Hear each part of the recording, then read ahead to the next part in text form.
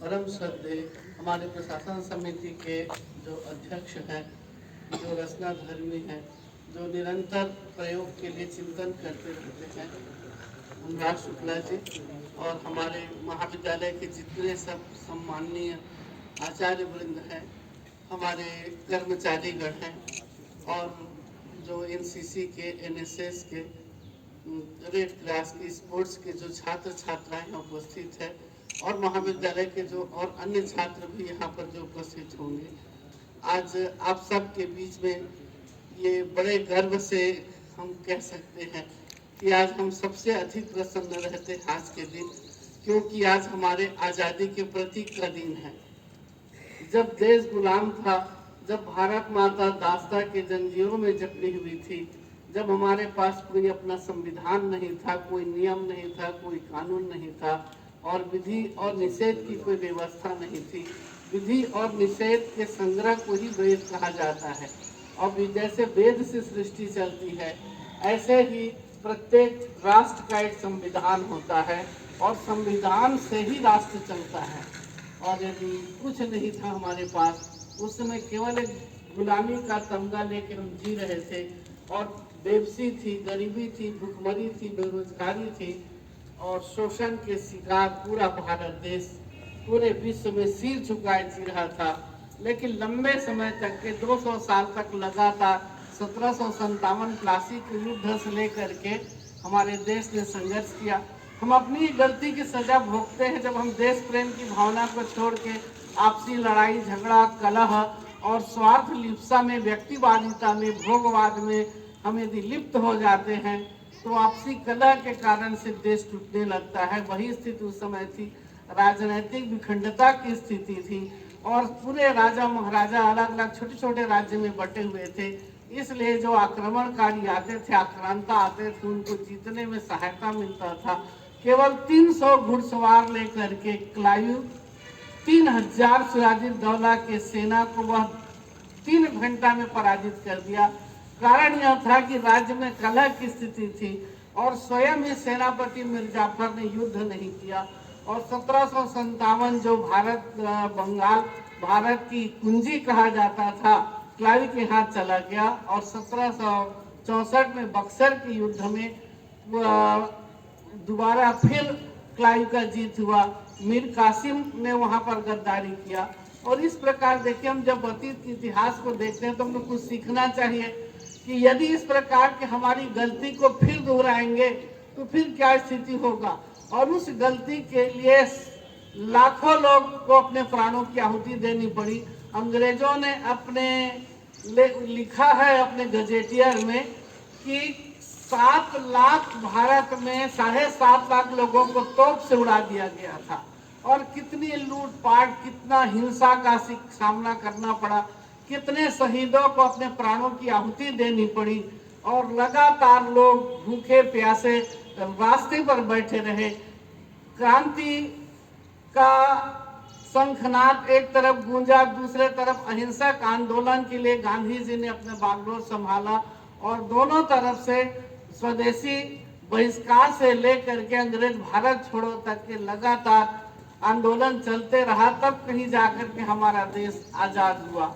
और देश जब आजादी के समय में आया, अभी हमने 23 जनवरी को नेताजी सुभाष चंद्र बोस का अभी जयंती मनाया है। अभी भी हमारा देश नेताजी का याद करता है, और ये सोचते हैं कि कभी न कभी नेताजी प्रकट हो जाए हमारे बीच में, एक बार वो फिर मैं नेता सुभाष चंद्र बोस बोल रहा हूँ, ऐसा हमको संबोधित कर दे। लेकिन अब समय बहुत बीत गया, अब आशा क्षीण होते जा रहा है।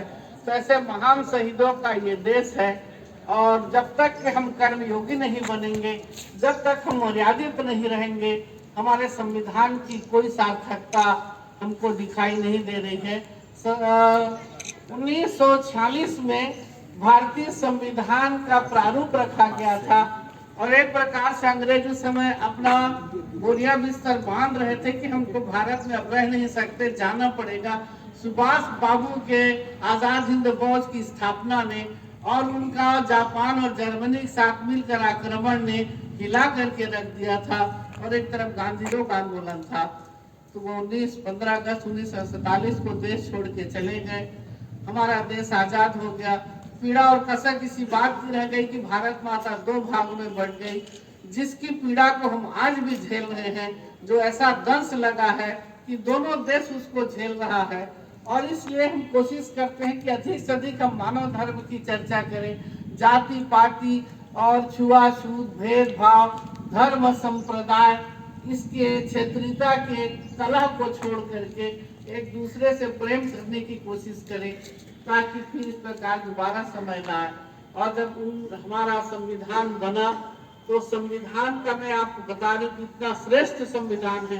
विश्व का सबसे बड़ा लोकतंत्र है भारत, और जो भारत के संविधान के प्रस्तावना में लिखा है वह एक प्रकार का वेद वाक्य है, और इसको हम सब भारतवासियों को जानना चाहिए। और उसी प्रस्तावना को हमारे संविधान की आत्मा कही जाती है। संविधान में लिखा है कि हम भारत के लोग संपूर्ण प्रभुत्व संपन्न, समाजवादी, धर्मनिरपेक्ष, लोकतांत्रिक गणराज्य के नागरिक हैं, और इसके नागरिकों को हम सामाजिक, आर्थिक और राजनीतिक न्याय, विचार और अभिव्यक्ति, विश्वास, धर्म और उपासना की स्वतंत्रता, प्रतिष्ठा और अवसर की समता प्राप्त करने के लिए तथा उन सब में व्यक्ति की गरिमा और राष्ट्र की एकता और अखंडता सुनिश्चित करने वाले बंधुता को बनाए रखने के लिए दृढ़ संकल्प होकर अपनी इस संविधान सभा में आज तारीख 26 नवंबर 1949 ईस्वी को, और उस समय सप्तमी संवत 2006 को एतद द्वारा इस संविधान में हम अंगीकृत, अधिनियमित और आत्मार्पित करते हैं। इतना शब्द संविधान सभा में लिखा है, और ये जो एक एक शब्द है वो आने वाली पीढ़ी में भारत कैसे बनेगा इसके रूप को निश्चित करने वाला है।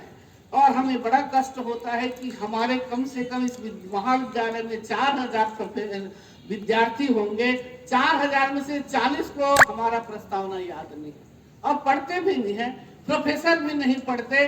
जब तक कि हम संविधान के प्रस्तावना को नहीं पढ़ेंगे हम भारत की गरिमा को वापस नहीं लौटा सकते। इसकी देखिए एक एक शब्द में यह कहा गया कि जितनी बलिदानी हमारे नेताओं ने दी है, और उन नेताओं ने जो भविष्य के भारत की कल्पना किया था, इसी में छुपा हुआ है। यहाँ कोई छोटा नहीं, कोई बड़ा नहीं, चाहे सामाजिक रूप से हो, चाहे आर्थिक रूप से, राजनीतिक रूप से हम एक समता लाएंगे और सबको स्वतंत्रता रहेगी। और उसके लिए संविधान में अलग अलग जो राज्य के नीति निर्देशक तत्व है, और 395 धारा में हर चीज को इस पर लिखा गया कि इस प्रकार के धारा रहेंगे, ऐसे अधिकार रहेगा, इस प्रकार के लोकतांत्रिक और लोक नीति के राजनीति में समय कल्याणकारी कार्य होगा। और इसमें पूरे लिख दिया गया कि कोई राजा नहीं है, जनता ही राजा है, और जनता का, जनता के लिए, जनता द्वारा शासन का मतलब होता है लोकतंत्र।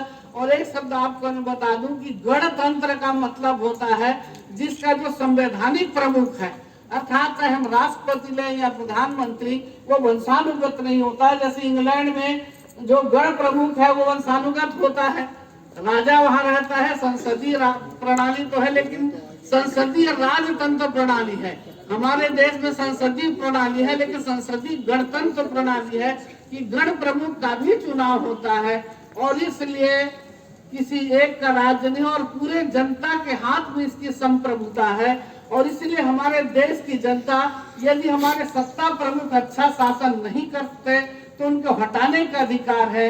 और लोकतंत्र का सच्चा अर्थ दलगत राजनीति नहीं है, बल्कि हम दलगत राजनीति में रहते हुए अच्छी सरकार की सराहना करें और बुरी सरकार की आलोचना करें। हम जन कल्याण की बात सोचें, यदि कोई विचार जन कल्याण के लिए है तो हमें उसको पूरा समर्थन दे, और पूरा समर्थन दे करके हमारी व्यवस्था का कानून बनाए, कार्यपालिका क्रियान्वयन करे और न्यायपालिका उस कानून की वैधता की जांच करे। ये हमारे संविधान का सार है। और 26 जनवरी 1950 को हमारा संविधान लागू हुआ। 26 नवंबर 1949 को हमने इसे अंगीकृत किया था, अधिनियमित किया था, समर्पित किया था। लेकिन 26 जनवरी 1950 को हमारा संविधान लागू हुआ और हम पूरे विश्व में सीना तान के खड़े हो गए। जो हम कहते थे कि कदम कदम मिलाए जा, खुशी के गीत गाए जा, तो सुभाष बाबू का वह सपना भी पूरा हुआ।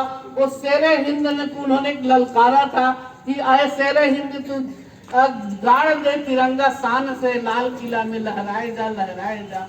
लाल किला में झंडा लहरा गया और आज देखते देखते इतने कम दिन में लड़ाई झगड़ा और भ्रष्टाचार को छोड़ दे और पूरी निष्ठा के साथ हमारे देश की जनता काम करे तो भारत भूमि तो सस्य श्यामला है। और इसीलिए बंकिम चटर्जी प्रार्थना करते थे कि सुजलाम सुफलाम मलयज शीतलाम सस्य श्यामलाम भारत वंदे मातरम। तो हमारा देश तो सब धन दौलत से भरा हुआ है, इसकी धरती अन्न उगलने वाली है। ऐसा विश्व में कोई कोना नहीं है जहाँ भारत जैसे भूमि हो। यह मानसूनी जलवायु है, 4 महीना गर्मी, 4 महीना बरसात और 4 महीना ठंड रहता है। और इसलिए अलग अलग प्रकार की यहाँ पर फसल पैदा होते हैं, रबी की फसल और खरीफ की फसल। और कहीं पर आप कुछ आप दे दीजिए, पूरा जमीन जलवायु है। तो भारत माता खनिज संपदा से भरा हुआ, मानव संसाधन से भरा हुआ, 65 करोड़ युवा शक्ति को बात करते हैं हमारे प्रधानमंत्री मोदी जी और गर्व करते हैं कि इतना भारी संसाधन मेरे पास है। लेकिन जरूरत हमारी है कि हम पूरे एक होकर के निष्ठा के साथ, देश प्रेम की भावना से हम ओतप्रोत होकर के हम केवल एक ही बात सोचे कि भारत को सबसे आगे ले जाना है, फिर विश्व गुरु बनाना है। केवल धर्म के क्षेत्र में नहीं बल्कि हमको धार्मिक, राजनीतिक, सामाजिक, आर्थिक और सामरिक क्षेत्र में। कितना अच्छा लग रहा था कल अपाचे और राफेल के उसको देख रहे थे टीवी में, तो तब गर्व हो रहा था कि हम कुछ समय पहले गुलाम थे, सिर झुका के जीते थे और आज हमारा अपाचे और राफेल विश्व को संदेश दे रहा है कि भारत को झुकाना संभव नहीं है। हम मर सकते हैं, हम मिट सकते हैं, लेकिन अपने देश के आन बान और शान में हम कोई प्रभाव आने नहीं देंगे। हम सदैव कहते रहेंगे कि हम स्वतंत्र हैं। और लोकमान्य तिलक जी कहते थे कि स्वराज मेरा जन्म सिद्ध अधिकार है। आज साबित हो रहा है कि हमारे स्वराज्य को कोई लूट नहीं सकता। आज से 9 लाख साल पहले जब राम लंका गए और उन्होंने घमंडी रावण को लंका को चकनाचूर कर दिया, पूरी स्वर्ण लंका जल के भस्म हो गई और रावण धूल धूसरित जब युद्ध में पड़ा था। और उस समय लक्ष्मण ने कहा कि चलो भैया तो स्वर्ण भूमि नहीं रह जाते हैं, अयोध्या को छोड़ दें भरत और शत्रुघ्न के लिए। तो उन्होंने कहा नहीं, स्वर्णपुरी लंका मम न रोचते लक्ष्मण, जननी जन्मभूमि से स्वर्गादपि गरीयसी नहीं लक्ष्मण। हम दूसरे के देश में आक्रमण नहीं करते, हम साम्राज्यवादी नहीं है। हम ये राज्य विभीषण को ही देंगे, वो अपने देश की रक्षा करे और हम अपने स्वदेश लौटेंगे, अपनी जन्मभूमि में लौटेंगे। अयोध्या मेरी जन्मभूमि है, अयोध्यापुरी मुझे बहुत सुहावना लगता है, ममपुरी अयोध्या सुहावनी। और हम अपनी जननी को, अपनी जन्मभूमि की रक्षा करेंगे, उनकी सेवा करेंगे, यही मानव का महान धर्म है। तो इन्हीं संदेशों के साथ आज मैं अपनी वाणी को विराम देती हूँ। जय हिंद, जय भारत।